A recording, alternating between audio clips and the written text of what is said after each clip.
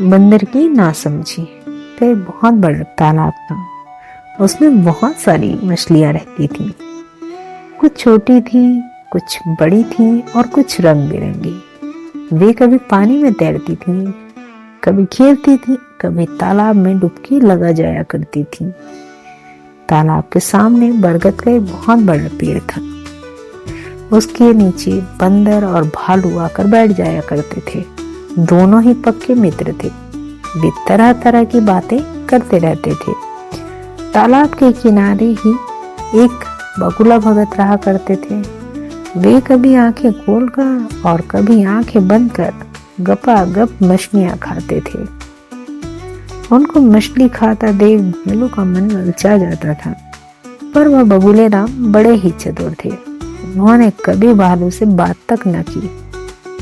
उन्हें डर था कि भालू से दोस्ती करने पर सारी मछलियां उसे ही खिलानी पड़ेंगी। एक बार तो भालू के मुंह में पानी भर आया।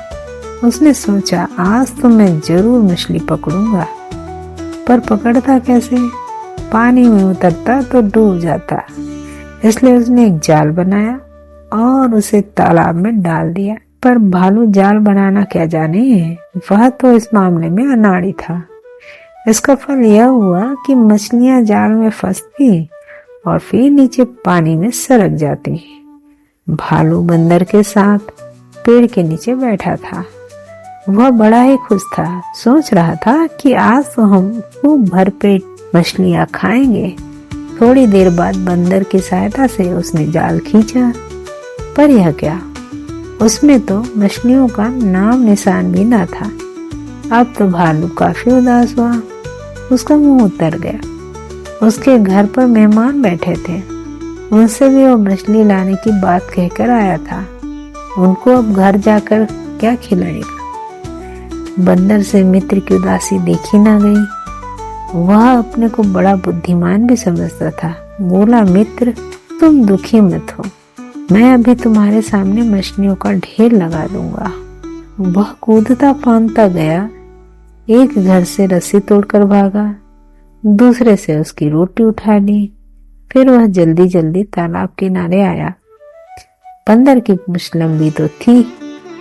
उसने अपनी पूंछ पर रस्सी बांधी, फिर रोटी का एक टुकड़ा रस्सी के सिरे पर बांधा, कुछ टुकड़े बीच बीच में बांधे। फिर वह रस्सी को पानी में डालकर तालाब के किनारे बैठ गया। उसे विश्वास था कि मछलियां रोटी खाने आएंगी, वे रस्सी से चिपक जाएंगी, तभी वह अपनी पूंछ खींच लेगा। इस प्रकार ढेर सारी मछलियां मिल जाएंगी। भालू ने ऐसा करने से बहुत रोका। उसे डर था कि कहीं कोई दुर्घटना न हो जाए, पर बंदर न माना।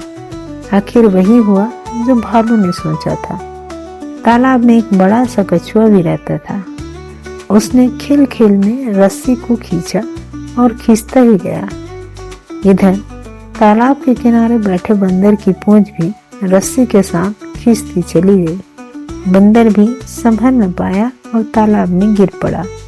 भालू ने दौड़कर रस्सी को पूंछ से खोला, पर बंदर की आधी पूंछ ही रस्सी के साथ टूटकर गिर गई। भालू ने जैसे तैसे उसे तालाब से बाहर निकाला। फिर भालू बंदर को अपनी पीठ पर चढ़ाकर डॉक्टर लोमड़ी के यहाँ ले गया। वहां उसकी मरहम पट्टी कराई।